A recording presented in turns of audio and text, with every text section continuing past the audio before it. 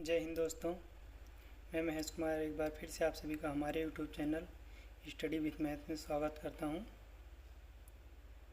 और आज हम भारतीय संवैधानिक विकास से 40 महत्वपूर्ण प्रश्न करने वाले हैं और ये सीरीज लगातार चलेगी। तो पहला पार्ट है। आइए पहला क्वेश्चन करते हैं। भारत में ईस्ट इंडिया कंपनी की स्थापना किस चार्टर एक्ट के तहत किया गया था? तो आंसर हो जाएगा 1600 ईस्वी चार्टर एक्ट के तहत। अगला प्रश्न है, महारानी एलिजाबेथ ने ईस्ट इंडिया कंपनी की किस स्थापना पर किसकी अध्यक्षता में पूर्वी देशों में व्यापार करने की आज्ञा प्रदान किया था? तो इसका आंसर हो जाएगा लॉर्ड मेयर की अध्यक्षता में। अगला प्रश्न है, ईस्ट इंडिया कंपनी ने भारत में अपना कार्य कहाँ से प्रारंभ किया? तो इसका आंसर हो जाएगा सूरत से। ईस्ट इंडिया कंपनी ने सूरत से अपना कार्य प्रारंभ किया। अगला प्रश्न है, आंग्ल भारतीय विधि संहिताओं के निर्माण एवं विकास की नींव कहाँ से प्रारंभ होती है? आंसर हो जाएगा 1600 ईस्वी के चार्टर से। अगला प्रश्न है, प्रश्न नंबर 5 है, इंग्लैंड स्थित कंपनी के बोर्ड ऑफ डायरेक्टर्स का विधि निर्माण का अधिकार किस राजलेख द्वारा गवर्नर तथा उसकी परिषद के सदस्यों में विहित किया गया? तो आंसर हो जाएगा इसका सन 1726 के राजलेख या चार्टर एक्ट के द्वारा। अगला प्रश्न है, प्रश्न नंबर 6 है, किस अधिनियम के द्वारा कंपनी में गवर्नर जनरल का पद सृजित किया गया? आंसर हो जाएगा 1773 के रेगुलेटिंग एक्ट के तहत। 1773 के रेगुलेटिंग एक्ट के तहत गवर्नर जनरल का पद सृजित किया गया था। अगला प्रश्न है, प्रश्न नंबर 7 है, गवर्नर जनरल तथा उसकी परिषद किसके प्रति उत्तरदायी थी? इसका आंसर हो जाएगा इंग्लैंड स्थित निदेशक बोर्ड ऑफ डायरेक्टर्स के प्रति। गवर्नर जनरल तथा उसकी परिषद इंग्लैंड में स्थित निदेशक बोर्ड के प्रति उत्तरदायी थी। अगला प्रश्न है, ईस्ट इंडिया कंपनी की प्रबंधन शक्ति किसमें निहित थी? आंसर हो जाएगा गवर्नर जनरल एवं उसकी परिषद में। ईस्ट इंडिया कंपनी की प्रबंधन शक्ति गवर्नर जनरल एवं उसकी परिषद में निहित थी। अगला प्रश्न है, प्रश्न नंबर 9 है, कोलकाता में उच्चतम न्यायालय की स्थापना किस अधिनियम के द्वारा किया गया था? तो आंसर हो जाएगा 1773 के रेगुलेटिंग एक्ट के तहत कोलकाता में उच्चतम न्यायालय की स्थापना की गई थी। अगला प्रश्न है, प्रश्न नंबर 10 है, उच्चतम न्यायालय में कितने न्यायाधीश सदस्य थे तथा मुख्य न्यायाधीश कौन थे? तो इसका आंसर हो जाएगा 4 सदस्य थे, उसमें से मुख्य न्यायाधीश सर एलिजा इम्पे थे।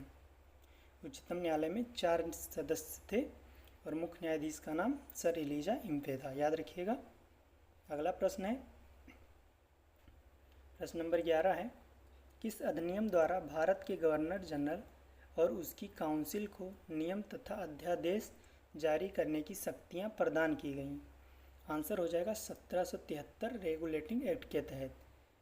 1773 रेगुलेटिंग एक्ट के तहत भारत के गवर्नर जनरल और उसकी काउंसिल को नियम तथा अध्यादेश जारी करने की शक्ति प्रदान की गई थी, याद रखिएगा। ये कई बार कई एग्जामों में पूछा जा चुका है। अगला प्रश्न है, प्रश्न नंबर 12 है, किस अधिनियम द्वारा भारतीय लोगों से उपहार व रिश्वत लेने को प्रतिबंधित कर दिया गया? तो इसका जवाब हो जाएगा रेगुलेटिंग एक्ट 1773 के द्वारा। 1773 के द्वारा भारतीयों से उपहार व रिश्वत लेना प्रतिबंधित कर दिया गया था। अगला प्रश्न है, प्रश्न नंबर 13 है, बंगाल का प्रथम गवर्नर जनरल कौन था? तो इसका जवाब हो जाएगा वारेन हेस्टिंग। बंगाल के प्रथम गवर्नर जनरल वारेन हेस्टिंग थे। अगला प्रश्न है, रेगुलेटिंग एक्ट 1773 के तहत कोलकाता में उच्चतम न्यायालय की स्थापना कब की गई? आंसर हो जाएगा इसका 1774 ईस्वी में।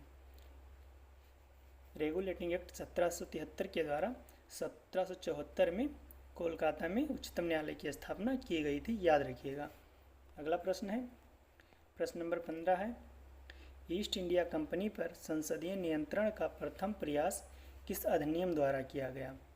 तो इसका जवाब हो जाएगा रेगुलेटिंग एक्ट 1773 के द्वारा। ईस्ट इंडिया कंपनी पर संसदीय नियंत्रण का प्रथम प्रयास रेगुलेटिंग एक्ट 1773 के द्वारा किया गया था, याद रखिएगा। अगला प्रश्न है, प्रश्न नंबर 16 है, किस एक्ट के द्वारा सर्वोच्च न्यायालय की अधिकारिता से गवर्नर जनरल इन काउंसिल को मुक्त कर दिया गया था? तो इसका जो आंसर हो जाएगा सन 1781 के सेटलमेंट एक्ट द्वारा। अगला प्रश्न है, प्रश्न नंबर 17 हो जाएगा, सर्वोच्च न्यायालय की राजस्व अधिकारिता को किस एक्ट द्वारा समाप्त किया गया? तो इसका जवाब हो जाएगा 1781 के सेटलमेंट एक्ट के द्वारा। सर्वोच्च न्यायालय की राजस्व अधिकारिता को 1781 के सेटलमेंट एक्ट के द्वारा समाप्त कर दिया गया। अगला प्रश्न है, प्रश्न नंबर 18 है, सर्वप्रथम किस गवर्नर जनरल को तथा किस अधिनियम द्वारा गवर्नर जनरल तथा मुख्य सेनापति दोनों की शक्तियां प्रदान की गई? तो इसका आंसर हो जाएगा लॉर्ड कॉर्नवालिस को, और अधिनियम हो जाएगा 1786 के अधिनियम द्वारा। याद रखिएगा, लॉर्ड कॉर्नवालिस को 1786 के अधिनियम के द्वारा गवर्नर जनरल तथा सेनापति और गवर्नर जनरल दोनों की शक्तियां साथ में प्रदान की गई थी। अगला प्रश्न है, प्रश्न नंबर 19 है, किस अधिनियम के द्वारा कंपनी के व्यापारिक एवं राजनैतिक कार्यों को एक दूसरे से पृथक कर दिया गया? तो इसका आंसर हो जाएगा पिट्स इंडिया एक्ट 1784 के द्वारा। पिट्स इंडिया एक्ट 1784 के द्वारा व्यापारिक एवं राजनैतिक कार्यों को एक दूसरे से पृथक कर दिया गया। अगला प्रश्न है, कंपनी के कर्मचारियों पर उपहार लेने पर प्रतिबंध कब लगा दिया गया? तो कंपनी के कर्मचारियों पर उपहार लेने पर 1784 में पिट्स इंडिया एक्ट के द्वारा उपहार लेने पर प्रतिबंध लगा दिया गया। अगला प्रश्न है, प्रश्न नंबर 21 है, कंपनी के मामलों में ब्रिटिश सरकार का पहली बार कब नियंत्रण स्थापित हुआ? तो इसका आंसर हो जाएगा 1784 में पिट्स इंडिया एक्ट के द्वारा। 1784 में पिट्स इंडिया एक्ट के द्वारा कंपनी के मामलों में ब्रिटिश सरकार का पहली बार नियंत्रण स्थापित हुआ था। अगला प्रश्न है, प्रश्न नंबर 22 है, पिट्स इंडिया एक्ट के तहत निर्मित बोर्ड ऑफ कंट्रोल का अध्यक्ष कौन होता था? तो इसका आंसर हो जाएगा ब्रिटिश मंत्रिमंडल का एक सदस्य। ब्रिटिश मंत्रिमंडल के किसी एक सदस्य को पिट्स इंडिया एक्ट के तहत बोर्ड ऑफ कंट्रोल का अध्यक्ष बनाया जाता था, याद रखिएगा। अगला प्रश्न है, प्रश्न नंबर 23 है, किस एक्ट के द्वारा गवर्नर जनरल को अपनी परिषद के निर्णयों को अस्वीकृत करने की शक्ति पुनः दे दी गई और इसे आगे आने वाले गवर्नरों के लिए भी विस्तृत किया गया? तो ये किया गया था चार्टर एक्ट 1793 के द्वारा, याद रखिएगा। अगला प्रश्न है, प्रश्न नंबर 24 है, नियंत्रक मंडल के सदस्यों को भारतीय राजस्व से वेतन देने का प्रावधान किस अधिनियम के तहत किया गया? तो इसका आंसर हो जाएगा 1773 के चार्टर के एक्ट के तहत। 1793 के चार्टर एक्ट के तहत। अगला प्रश्न है, प्रश्न नंबर 25 है, ईसाई मिशनरियों को भारत में धर्म प्रचार की अनुमति कौन सा राजलेख प्रदान करता है? तो इसका आंसर हो जाएगा 1813 का राजलेख या चार्टर एक्ट ईसाई मिशनरियों को भारत में धर्म प्रचार करने की अनुमति देता है। अगला प्रश्न है, 1813 ईस्वी के चार्टर द्वारा भारतीयों की शिक्षा पर व्यय के लिए कितनी राशि नियत की गई थी? इसका आंसर हो जाएगा 1 लाख रुपए। 1813 ईस्वी के चार्टर द्वारा भारतीयों की शिक्षा पर 1 लाख रुपए व्यय करने की राशि नियत की गई थी, याद रखिएगा, ये बहुत ही इम्पोर्टेंट है, याद रखिएगा। अगला प्रश्न है, भारत में आकर बसने तथा व्यापार करने के लिए आने वाले अंग्रेज़ों को लाइसेंस लेना किस चार्टर द्वारा अनिवार्य कर दिया गया? तो भारत में आकर बसने और व्यापार करने के लिए अंग्रेज़ों को 1813 के चार्टर अधिनियम द्वारा लाइसेंस लेना अनिवार्य कर दिया गया था। अगला प्रश्न है, किस अधिनियम द्वारा गवर्नर जनरल के सदस्यों की संख्या 4 से 3 कर दी गई, जिसमें से एक प्रांत का मुख्य सेनापति होना अनिवार्य था? तो इसका आंसर हो जाएगा 1784 के पिट्स इंडिया एक्ट के तहत। याद रखिएगा, 1784 के पिट्स इंडिया एक्ट के तहत गवर्नर जनरल के सदस्यों की संख्या 4 से 3 कर दी गई थी। अगला प्रश्न है, मुख्य सेनापति का गवर्नर जनरल की परिषद का स्वतः ही सदस्य होने का अधिकार कब समाप्त हो गया? तो इसका आंसर हो जाएगा 1793 के चार्टर अधिनियम द्वारा। अगला प्रश्न है, प्रश्न नंबर 30 है, ईस्ट इंडिया कंपनी के व्यापारिक अधिकार को किस अधिनियम द्वारा समाप्त कर दिया गया? तो इसका जवाब हो जाएगा 1833 के चार्टर अधिनियम या राजलेख द्वारा ईस्ट इंडिया कंपनी के व्यापारिक अधिकार को समाप्त कर दिया गया था। अगला प्रश्न है, भारत का प्रथम गवर्नर जनरल कौन था? तो इसका जवाब हो जाएगा लॉर्ड विलियम बेंटिंक। भारत के प्रथम governor general Lord William Bentinck थे। और पूछा जाए बंगाल के प्रथम गवर्नर जनरल तो वारेन हेस्टिंग हो जाएंगे। अगला प्रश्न है, किस अधिनियम के द्वारा गवर्नर जनरल की परिषद में विधि सदस्य की नियुक्ति का प्रावधान किया गया? तो इसका जवाब हो जाएगा 1833 के राजलेख के द्वारा। 1833 के राजलेख के द्वारा गवर्नर जनरल की परिषद में विधि सदस्य की नियुक्ति का प्रावधान किया गया। अगला प्रश्न है, अंग्रेजों को किस अधिनियम के तहत बिना लाइसेंस भारत आने जाने, बसने तथा व्यापार करने की स्वतंत्रता प्रदान की गई?